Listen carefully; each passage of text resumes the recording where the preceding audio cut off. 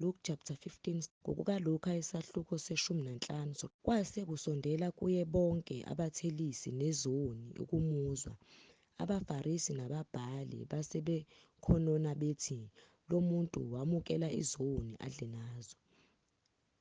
Wayesebalandisa lo mfanekiso ethi, "Ngumuphi umuntu kini onezimvu eziyi100, alahlekelwe ngenye kuzo, angayishiyi ezingama95 aye kwelahlekile aze ayithole na? Athi seyitholile ayetshathe ethokoza.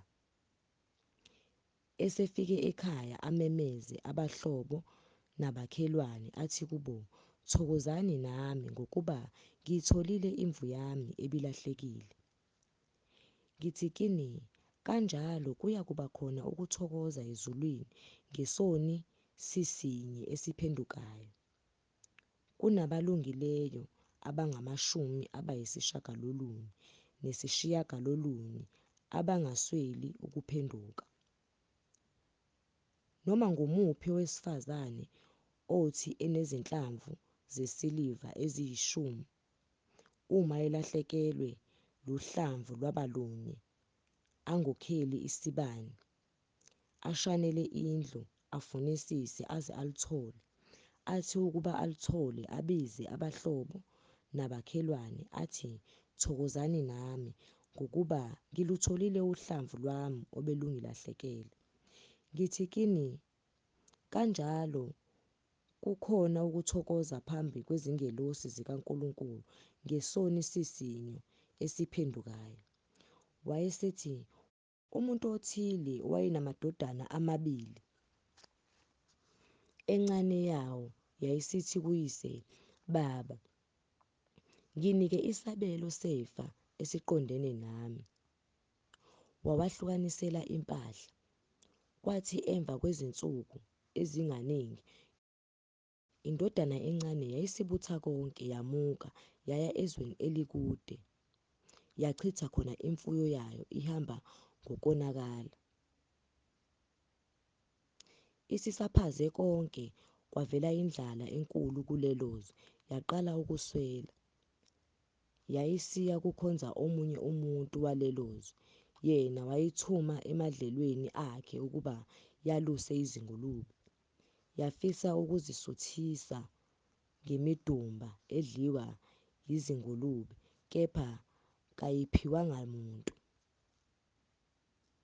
Kuthe sekusile kuyo yathi, "Bangaki abaqashwa bakababa abanokudla okuningi, kanti mina ngifa indlala lapha?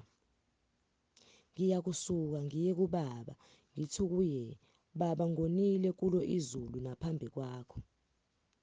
Angisafanele ukuthiwa indodana yakho.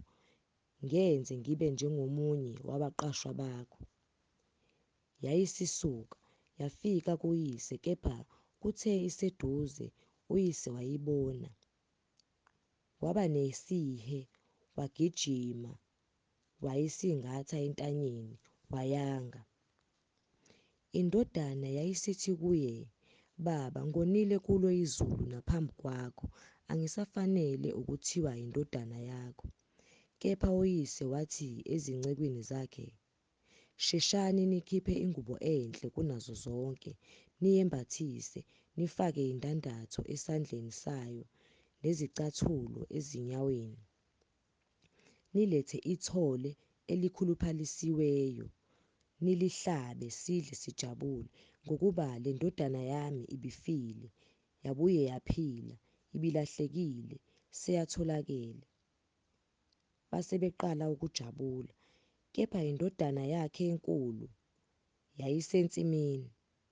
Yathi isizwa isondela endlini, yezwa ukuhlabelela nokusina, yabiza omunye wabafana, yabuza ukuthi kwenzenjani lokho.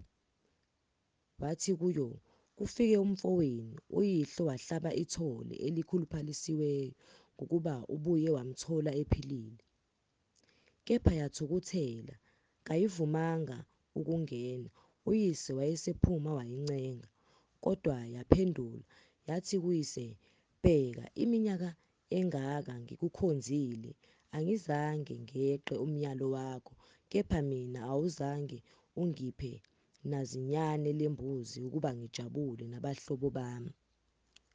Kodwa kuthe ukuba ifike le ndodana yakho eqede imfuyo yakho nezifebe, wayihlabisa ithole elikhuluphalisiweyo.